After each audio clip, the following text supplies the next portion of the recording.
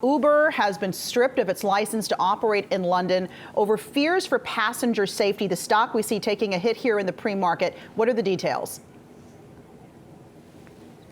Well, Uber's vowing already to appeal this decision to cut it out of one of its key global markets.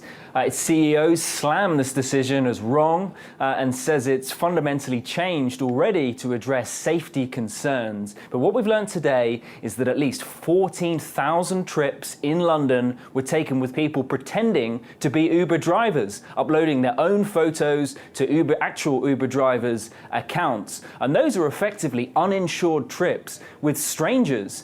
And the transport authorities say it's unacceptable that the systems Uber has were so easily manipulated, even though the issue's now been fixed. Uber can continue to operate for now, though, while it appeals.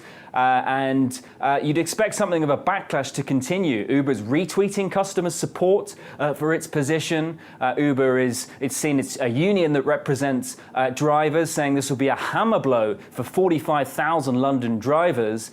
And you could potentially see Uber reviving a petition it created around 2 years ago when it was first initially banned that had almost 1 million signatures. So that backlash potentially against Sadiq Khan, the London mayor, likely to grow. But you could see some of those drivers move over to other firms, and you're sure analysts say there'll be no shortage of other up-and-coming rivals nipping at Uber's heels and really keen to scramble quickly to fill the void if Uber does crash out. You certainly can't write Uber off yet, though. Its shares might be down, but they've got 3 weeks to file an appeal.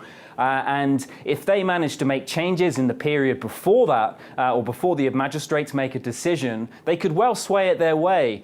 So while this has been rumbling on, or while this has happened now, it has been rumbling on for some 2 years since a ban was first proposed. But in practice, for most customers and for most drivers, things have carried on as usual.